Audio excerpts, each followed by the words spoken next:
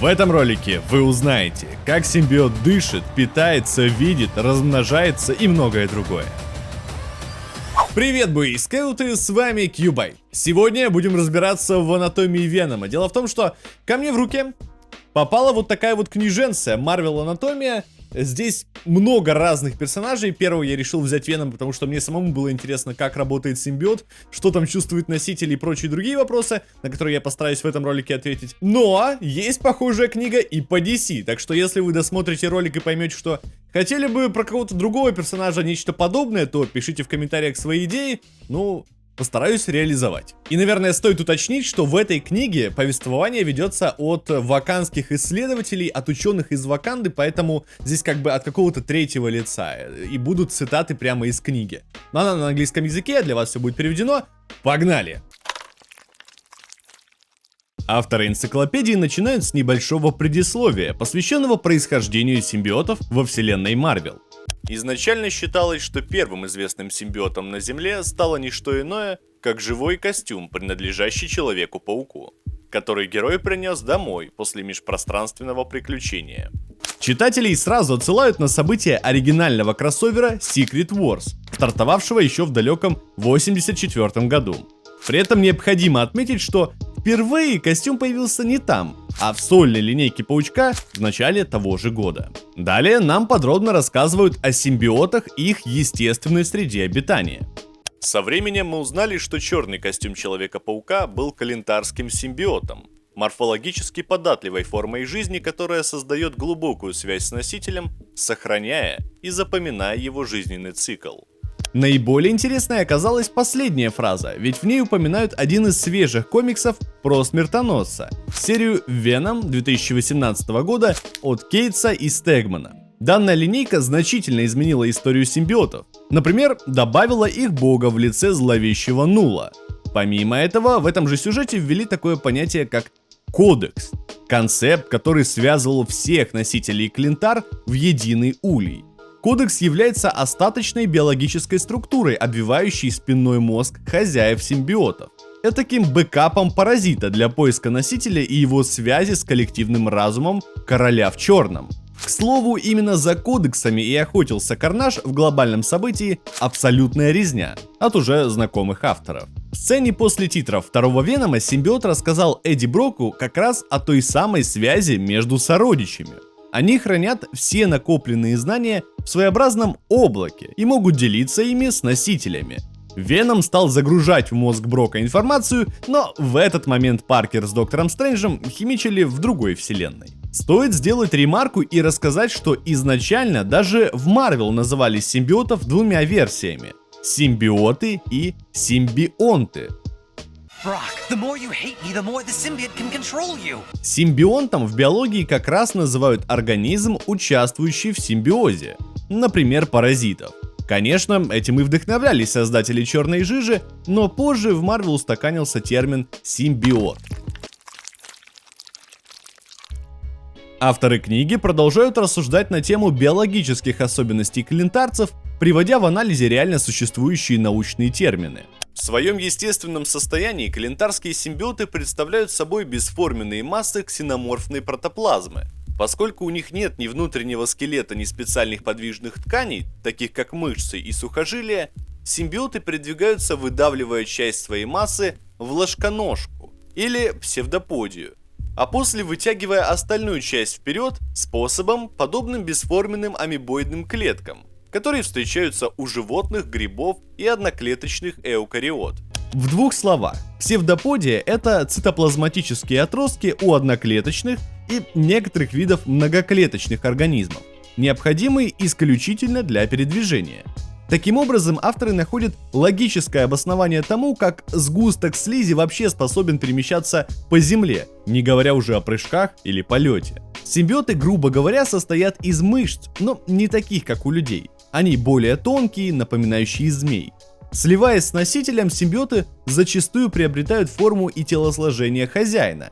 Именно поэтому Веном больше напоминает бодибилдера, а Карнаж напоминает скелета с заостренными углами. Манипуляции с удлиняющимися псевдоподиями позволяют симбиоту преобразовывать массы тела в окутывающие плети, энергоблокирующие щиты или даже органическую паутину, подобную той, что выпускает Человек-паук. Так нам объясняют различные способности Венома и остальных симбиотов, которые при первом появлении повторяют суперсилы Паучка. Плети мы также видели в разных проектах за пределами комиксов. Например, в геймплейном трейлере Человека-паука 2 для PlayStation 5. Говоря же об энергоблокирующих щитах, стоит ненадолго вернуться к актуальным сериям комиксов про Венома. В линейке 2018 года Веном регулярно подключался к Кулию, как с Земли 616, так и из альтернативных миров. Одно из таких приключений на Земле 1051 открыло в симбиоте новые способности – поглощать энергию для последующего выстрела из склизкой пушки. Забавно, что несмотря на подробные объяснения авторов энциклопедии, поначалу Веном пускал обычную паутину, внешне полностью схожую с искусственной паутиной Человека-паука. Видимо так Эдди просто нравилось больше, заодно и появлялся шанс подставить своими действиями Питера. Но отличия все равно были. Паутина Паркера была искусственной и заряжена в веб-шутеры, а Веном генерировал ее, можно сказать, натурально. Тонкая паутинка, теперь попробуй мою. Ладно, читаем дальше. Хотя некоторые считают клинтаров паразитами, симбиоты не стремятся истощить своих хозяев, а в большей части физически усиливают их. Примечательно, что два носителя человека, позже получившие имена Веном и Карнаж, обрели сверхчеловеческую силу после соединения со своими симбиотами. Значительно возросшая сила субъектов была результатом того, что клинтары обволакивали тела своих носителей, создавая при этом гибкую воздухонепроницаемую органическую оболочку. В этой конфигурации симбиоты действуют как экзоскелет, который увеличивает естественную мускулатуру хозяина.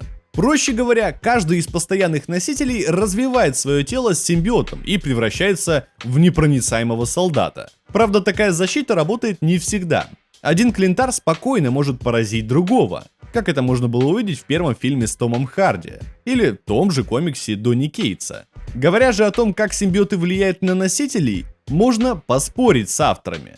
Клинтары используют тела для собственной подпитки и выживания, также не гнушаясь влиять на мозг своего хозяина. К примеру, симбиот Венома внушил Эдди ложные воспоминания из детства и искусственную раковую опухоль, лишь для того, чтобы сохранить их продолжительную связь. Проще говоря, симбиоты нередко идут на всевозможные хитрости для продления собственной жизни с удобным носителем. Ну что, какими деликатесами тебя сегодня порадовать? Шоколадкой. Далее по тексту автор делится сразу несколькими интересными фактами о физиологии симбиотов. Несмотря на то, что симбиот Веном часто использовал длинный цепкий язык, данный элемент не является общей физической чертой, разделяемой прочими носителями. Интересно, что при таком строении тела симбиот физически не может произносить многие слова из-за чересчур длинного языка и отсутствия неба. Изначально в комиксах проблема нивелировалась тем, что соавтор Венома, Тодд Макфарлейн, рисовал персонажа с обычным ртом и без огромного языка. Огромная пасть стала отличительной чертой героя лишь спустя время, из-за случайной ошибки художника Эрика Ларсона. Тогда новому иллюстратору показалось, что огромный змеиный язык уже был в рисунках Тодда ранее. Вот так эффект Манделы может породить культовый образ персонажа. Если вы интересовались о том, как дышит тот же Брок, укутанный симбиотом, то авторы попробовали объяснить и это. Микроскопические каналы проходят через языковые сосочки, чтобы максимизировать вкус и запах. Эти каналы также могут обеспечить приток кислорода к телу носителя симбиота. Эта идея схожа с тем, как вы, например, дышите в маске для подводного плавания. Возможно, поэтому Веном так часто открывает рот и высовывает язык, чтобы подпитать кислородом носителя. Они могут дышать и через свою кожу, но в бою они ее укрепляют и делают наружный слой более прочным, а вот дышать как-то нужно, поэтому высовывают язык и вдыхают через мелкие трубочки. А может быть, среди зрителей есть и стоматологи, потому что авторы книги рассказали и о ротовой полости симбиотов. Зубы, покрытые мелкими шипами, впиваются в добычу, делая бегство практически невозможным. У симбиотов нет специальных резцов или коренных зубов, Из-за частой смены внешности их зубы не имеют четкого расположения и не встают на место. У них даже нет челюстных костей. Как я говорил, симбиоты состоят из своеобразных мышц. И как сказали в книге, на их зубах есть мелкие крючки. Подобные зазубрины распространены и в природе, чтобы нанести жертве дополнительные раны. Раскрыто и как видит носитель в симбиоте. Аноморфные линзы в глазном массиве расширяют поле зрения носителя до широчайшего диапазона.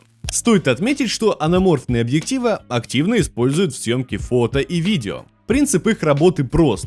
Такие линзы искажают изображение, сжимая его по горизонтали. Из-за этой особенности вертикальная сторона кажется вытянутой, хотя на деле картинка просто пересобирается с нуля, увеличивая размеры и количество наблюдаемых объектов. Глаза симбиотов не похожи на человеческие, а больше напоминают линзы или солнцезащитные очки с текстурой, похожей на сияние жемчуга. Глаза симбиотов притягивают весь попадающий свет и позже передают эту информацию хозяину. Тут же Веном может за счет этого видеть почти на 270 градусов, по сравнению с примерно 180 градусами у человека.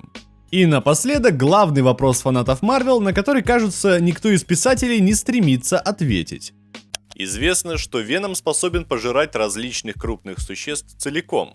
Как это возможно без причинения серьезных физиологических травм для носителя внутри, еще предстоит выяснить. Из 7-го номера серии Веном от Кейтса нам точно известно, что симбиот способен переваривать посторонние объекты. Впоследствии он просто выплевывает их в виде зеленой слизи, представляющую собой продукт побочных отходов. Так Веном поступал с пулями. Однако, что происходит с попаданием в пасть целого человека, все еще непонятно. Если у вас есть идеи, дайте знать в комментариях. Не надо, оставь его! Кому сказал Веном? Фу! Скажи башке прощай. Второй разворот материала встречает нас красочным изображением реакции Клинтар на окружающую среду. На примере Карнажа можно отметить, что симбиот агрессивно настроен к любым выраженным угрозам, резко реагируя на огонь и различные звуковые волны, а также пытается восстановить связь с носителем в условиях изоляции. Занятно, что в том же Веноме 2018 года отмечали, что низкочастотные волны блокируют способности симбиотов не хуже громких звуков, при этом не нанося урона Клинтарам. Благодаря этому новый герой Рекс Стрикленд взял в заложники Эдди Брока и его другого. Слева от эксперимента видим занятную рукопись с историей Клинтара. Первые симбиоты были биооружием, созданы много веков назад первобытным божеством, известным как Нул, так называемым королем в черном. Древние симбиоты восстали против своего создателя и заточили Нула в тюрьму, созданную из их объединенной биологической массы.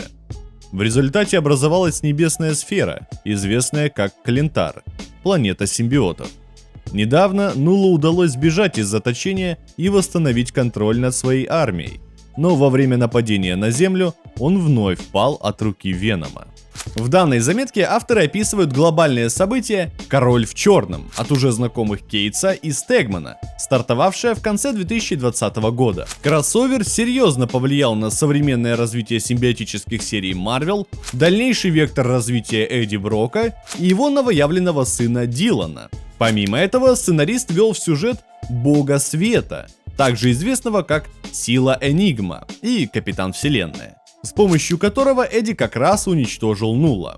Сейчас злодей скорее мертв, чем жив. Да, его регулярно упоминают в линейках, а не так давно божество вернулось в 5-м выпуске серии комиксов «Смерть Веномверса». После событий Короля в черном новым королем стал Эдди Брок, когда как его сын Дилан взял на себя роль нового Венома. Правда, не все так просто, но об этом в конце видео. Далее возвращаемся к изучению биологии симбиотов. Клеточная структура симбиота текуча, но при необходимости способна переходить в твердое молекулярное состояние. Эта способность может быть использована в оборонительных целях. Твердая оболочка способна отразить удар ножом или блокировать сильный выпад в момент столкновения.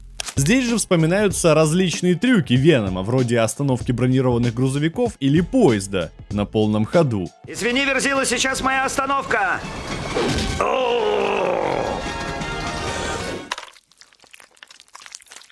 Подобно осьминогам и другим головоногим моллюскам, Симбиоты могут изменять оттенки и текстуру своей жидкой дермы для маскировки себя и своего носителя. Возможно, наличие клеток хроматофора или их инопланетного аналога позволяет так быстро менять пигмент. Как и упомянутая ранее псевдоподия, хроматофор – реально существующее вещество, которое активно встречается среди земных организмов. Клетки являются пигментосодержащими и светоотражающими веществами. В дикой природе хроматофор предназначен для маскировки, и в случае с отдельными бактериями – фотосинтеза. Наверняка каждое утро по пути на учебу или работу вы в луже видите, как осьминог маскируется под дыру в асфальте, но на всякий случай покажу вам на примере подводных съемок. Авторы энциклопедии углубляются и в тему имитации различных объектов при резкой смене маскировки. Использование крошечных округлых выступов, похожих на сосочки головоногих моллюсков, может объяснять способность симбиотов имитировать текстуру различных видов одежды. Хотя адаптивность симбиотов кажется безграничной, исследования показывают, что внешние раздражители, такие как громкие звуки и воздействие огня, могут заставить симбиота запаниковать и сбросить внешнюю маскировку, а в некоторых особо экстремальных случаях даже разорвать связь со своим носителем. Далее нам показывают способности к адаптации на примере классической куртки Брока. Симбиот имитирует хлопковую ткань, кожу и даже металл. В отдельном пункте под названием «Симбиотическая связь» в книге подробнее рассказывают о типах взаимодействия организмов в науке и психологическом влиянии симбиотов на носителей. Симбиоз описывает долгосрочную связь между двумя биологическими объектами. Примерами могут служить мутуализм, когда оба существа получают равную выгоду, и паразитизм, когда одно существо получает выгоду, питаясь за счет другого. Несмотря на то, что каждый из них пережил симбиоз с одним и тем же инопланетным существом, полагаю, что у Человека-паука и Венома были совершенно разные мнения о том, как следует классифицировать связи с симбиотом. Известно, что клинтары усиливают личностные качества своих хозяев. Например, развивают склонность к агрессии до неутолимой жажды насилия. Благодаря тому, что симбиоты привязываются к нервной системе носителя, сознание пришельца и его хозяина имеет единую когнитивную связь. Иногда связь может стать очень глубокой. В случае с Карнажем клинтарский симбиот связался со своим хозяином на клеточном уровне, заразив кровеносную систему Клетуса Кэссиди. В результате симбиот не мог быть удален без гибели хозяина. Подробнее о последнем можно прочесть в многочисленных сольных комиксах Карнажа, например, в сериях «Карнаж» и «Карнаж США» от Зеба Уэллса, или «Паутина Венома. Рождение Карнажа» от Донни Кейтса и «Карнаж» 2021 года от Рама Ви. В каждом из этих сюжетов так или иначе раскрывалась тема связи Клетуса Кэссиди с его симбиотом. Основную часть времени Клинтар не был отдельной личностью, как Веном, а целиком срастался со своим носителем. Дошло до того, что симбиот на инстинктивном уровне закрыл собой Клетуса, когда те падали на планету с орбиты Земли. Тогда Клинтар пожертвовал собой, дабы защитить носителя. На простом примере. Человек-паук в связке с симбиотом четко понимал, что находится в симбиозе и мог его хоть как-то контролировать. А Эдди и симбиот нашли компромисс, поэтому и любят называть себя «мы». Веном. Третий и последний разворот радует красочным перечислением различных отпрысков Венома. За время своего существования в нашем мире симбиот Веном произвел на свет несколько заметных потомков: Крик, Лашер, Фейдж и Райет. Правда, авторы энциклопедии упомянули только клинтарцев, появлявшихся в мини-серии «Веном. Смертоносный защитник». И то не всех, ведь в материале забыли рассказать про Агонию, пятого отпрыска смертоносца из все той же линейки, которая активно участвовала в новом комиксе «Сорвиголовы». Кроме обозначенных симбиотов, Веном породил на свет Карнажа и последнего антивенома для Флэша Томпсона, который был искусственно измененной частичкой оригинального паразита.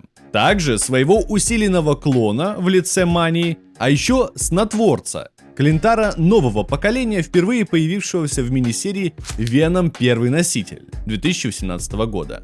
Далее нам вновь рассказывают про работу кодекса. Даже после физиологического разделения симбиот сохраняет длительную телепатическую связь со своим бывшим носителем. Этот эффект, по-видимому, обусловлен наличием кодекса, который остается в ДНК хозяев после удаления симбиота. Таким образом, любой симбиот может опознать того, кто ранее был носителем. В редких случаях носители использовали кодекс для связи с универсальным клинтарским ульем. Пункт вновь отсылает нас на комикс 2018 года, а также кроссоверы «Абсолютная резня» и «Король в черном», в которых наличие кодекса в ДНК носителя позволяло подсоединиться к улью, расширяя способности и связываясь с богом симбиотов. Отдельного упоминания заслуживает и то, что кодексы сохраняют не только память о физических особенностях хозяев, но и частичку разума, благодаря которой некоторые герои могли обращаться к уже погибшим носителям. Наиболее ярко это было показано в 8-м выпуске Венома, где Эдди Брок подключил к себе кодекс Флэша Томпсона и ненадолго обрел голос бывшего агента Венома в голове. Этот же концепт расширяли и в спин-оффе к Королю в черном. С 32 по 34 выпуск Венома Эдди умирает, попадая в улей Нула. Там Брок встречает покойного Рекса Стрикленда и Флэша Томпсона, бэкапы памяти людей, сохранившиеся в улей от продолжительного контакта с симбиотами. Самой интересной частью статьи стал анализ размножения паразитов с подзаголовком «Способности к самовоспроизведению». Симбиоты размножаются бесполым путем, производя новые организмы из латентных семян в своей генетической структуре. Оригинальный симбиот Человека-паука Веном породил существ, известных впоследствии как Карнаж и Крик, а также некоторых других клинтар. Дело в том, что у симбиотов, исходя из событий комиксов, есть два пути размножения. Деление организма искусственным путем и обозначенное в энциклопедии почкование. К новым видам, созданным первым путем, можно частично отнести пятерку симбиотов из Смертоносного защитника, чей рост, как можно понять из сюжета комикса, был насильно ускорен в лабораториях. К ним же можно добавить антивенома и манию. Каждая из этих особей была создана учеными с использованием клеток материнского симбиота для клонирования или искусственного улучшения. Ко вторым можно отнести Карнажа и еще молодого снотворца, который сам называет себя седьмым отпрыском Венома. Проще говоря, авторы энциклопедии не договаривают, опуская тему с улучшенными наукой клинтарами. К слову, у Карнажа тоже есть потомки. Среди них стоит отметить Токсина, затизеренного во втором Веноме, и Рейс, появившуюся как эксперимент Кэссиди по соединению симбиотов с темной магией, а также Презрение, первого техногибридного клинтара, кроме всего способного присоединять оружие к своей нервной системе. Все три паразита появились относительно недавно по сравнению с другими особями. Токсин родился в Веноме против Карнажа 2004 года, Презрение в Карнаже 2010 года, а Рейс в 2016 году. И это, само собой, не считая уйму искусственных ответвлений от Карнажа вроде недавнего Экстрембиота, технологию брони Железного Человека и Экстремиса в сочетании с симбиотическими материалами, которую использовал Тони Старк во время события «Король в черном». Интересны и причины, по которым симбиоты так активно размножались в последние годы. Как говорит творец Рид Ричардс из Ultimate Marvel в 20-м выпуске Венома, репродуктивная функция клинтар запускается лишь с появлением предчувствия надвигающейся опасности и потребности в защите улья. Например, Карнаж появился незадолго до Перчатки Бесконечности и войны с Таносом. Токсин прямо перед актом регистрации супергероев Америки и столкновением с Осборном во время Темного правления. Презрение к событиям войны Хаоса 2010 года, а Рейс к старту Второй гражданской войны. Кроме того, еще одним отпрыском Венома можно считать Дилана Брока, сына Эдди, появившегося в 7-м выпуске Венома 2018 года. Дилан родился от Энн Уэйнг и Эдварда Брока, при этом унаследовав от обоих родителей их кодексы, так как Энн также успела побыть Веномом еще при жизни. Подобное сочетание ДНК подарило Дилану способность управлять симбиотами на клеточном уровне, представляя собой живую версию улья. Уже в рамках линейки Веном 2021 года Дилан отметил, что даже без своих способностей к управлению клинтарами он является наполовину симбиотом. В общем, каждый из паразитов сумел выделиться интересным генеалогическим древом. Возвращаясь к тексту энциклопедии, напоследок авторы развивают тему объединения симбиотов в единые организмы. Они также способны поглощать других симбиотов в свою биомассу, укрепляя себя и в некоторых случаях улучшая свою физиологию для создания новых гибридных форм. Из примеров можно выделить усовершенствованного Карнажа из абсолютной резни или гибрид пятерки Клинтар, которые появлялись сразу в нескольких серий за последние годы. Завершает часть про симбиотов оценка авторов, которые по местному сюжету являются ваканскими исследователями. Мы еще многого не знаем о симбиотах. Теоретически, если наши ваканские войны объединятся с армией этих инопланетных существ, то наши войска станут практически неуязвимыми и смогут пережить грядущие опасности невредимыми. Однако в этом случае мы вполне можем обменять одну инопланетную угрозу на другую. После того, как слишком много носителей симбиотов сошли с ума, я не хочу так бездумно рисковать жизнями защитников своего народа, даже в условиях кризиса. И это абсолютная правда. Психологически нестабильные носители симбиотов лишь развивали склонность к всевозможным девиациям, паранойи, садизму и насилию при контакте с клинтарами. Из наиболее ярких примеров можно выделить Клетуса Кэссиди, Нормана Осборна, некоторое время проводившего в образе Красного Гоблина, и Патрика Маллигана, чей разум менялся под влиянием только родившегося токсина. Само собой, за 3 разворота невозможно рассказать о всех физических, биологических и психологических особенностях симбиотов, особенно учитывая быстро развивающуюся вселенную и изменения в мифологии с приходом новых сценаристов комиксов. Актуальная серия Венома от Элла Юинга хоть и продолжает сюжетную линию комиксов Донни Кейтса, но больше внимания уделяет космическим богам и потустороннему происхождению Клинтар. Например, теперь Эдди Брок не репортер-неудачник, а одно из сильнейших существ во вселенной Марвел.